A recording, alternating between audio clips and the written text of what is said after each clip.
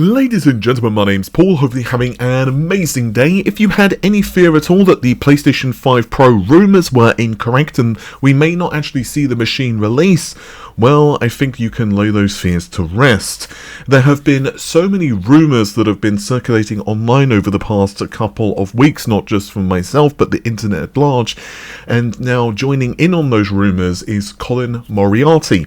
On his own podcast, known as Sacred Symbols, of course I will leave a link to it in the description of this very video, he basically revealed that his contacts are now informing him that third-party publishers as well as studios, actually mid-sized ones, and that's an important point, are now being basically given information concerning the console specifications and are starting to sign NDAs. Now this is really important because, and I've reported this in a video, I think it was last week, that my own information is basically that first-party studios have already received development kits. That's not too surprising, and that happened, of course, in different stages because first-party studios, let's say Naughty Dog, will be very much in on, if you will, the development of the console. But late last year and early this year, very large third-party studios have now also signed NDAs. So it seems that essentially Sony are kind of going through the ranks, if you will.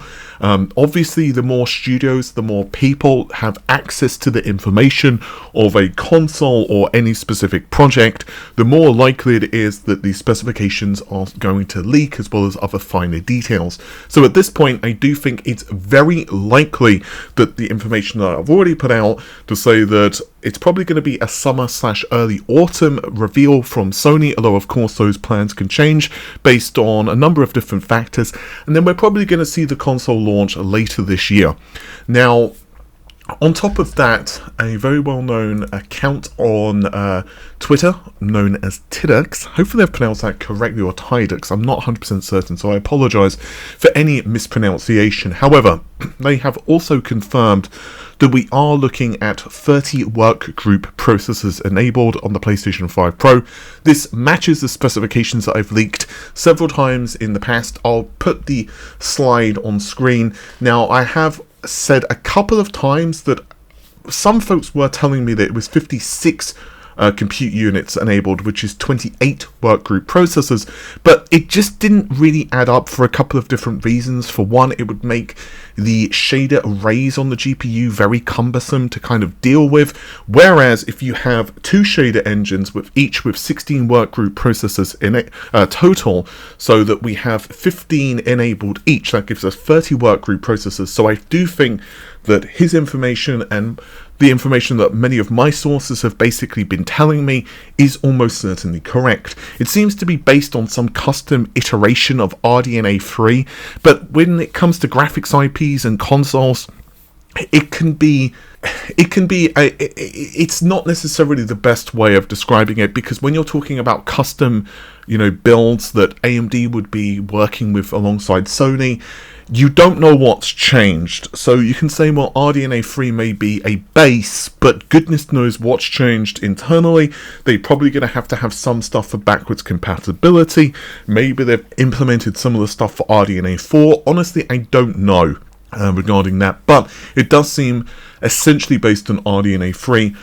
I think 128 ROPS, so this is double that of the base model console. The base model console, like the Xbox Series X, features 64 ROPS, and this is really important because while most folks will talk about the number of T-flops of a console, there are a lot of other limiting factors. The the clock frequency of the GPU can have a really big impact. For example, just getting data through the GPU, the caches on the GPU as well. Like, there's just so much stuff. But in the particular case of ROPS, we're talking essentially about the pixel fill rate. So when you're dealing with a lot of special effects on screen, this is going to be very important. So basically, fill rate is a mixture of the number of ROPS and the clock frequency. And speaking of the clock frequency, we're looking at 2500 to 2800 megahertz. Tidux has also hinted that the T-flop figure that I put out it does seem quite right, so it does seem that those clock frequencies are correct. Now, it's worth noting, of course, I cannot verify his particular sources along with Colin Moriarty's, but again, this is something that my various sources now have been very confident in. So it's going to be very interesting to see what this is capable of. I've also heard that it's going to have some type of advanced upscaling technology, maybe a little bit like FSR3. There possibly some frame generation stuff as well. Michael/NXG was also recently discussing this as well, and his information again matches what I've been hearing. There's possibly some type of ray reconstruction technology. Sony have a bunch of conferences talking about this, but whether or not that makes it into the into the PS5, I don't know. I don't think there's any machine learning chiplets or anything like that. I think, again, as I've said in several videos, I think this is almost certainly all done on the GPU, basically running ML. So I think that this console is almost certainly coming, and I think it's going to be very performant. It's going to be very interesting to see what the pricing is.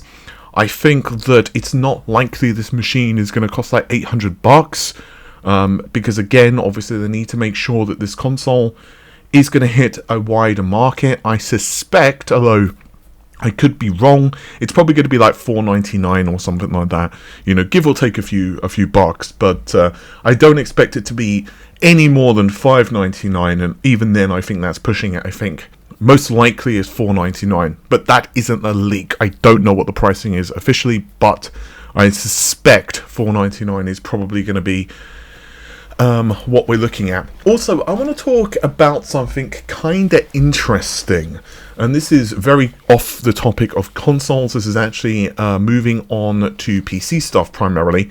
So there is an upcoming GDC event, and this is going to be of course, where a lot of developers will get together, but in this particular instance, we're looking at the DirectX State of the Union featuring work graphs and introducing DirectSR.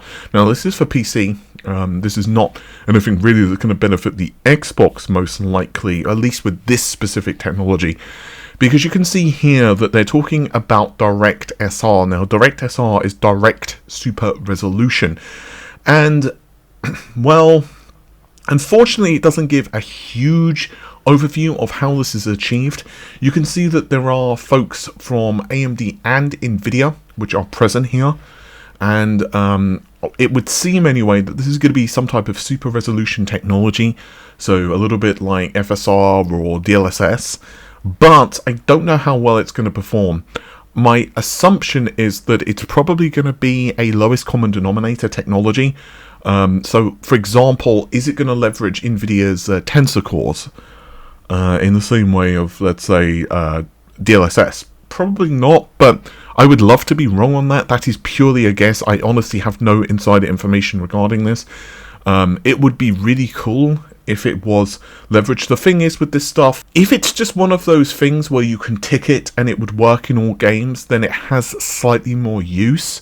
But AMD kind of have that in their drivers anyway for a lot of games, and also if it requires a lot of implementation for developers, then I imagine FSR may just be a better technology. It's going to be interesting though. Obviously when it comes to DLSS, NVIDIA, well, they definitely have the mind share.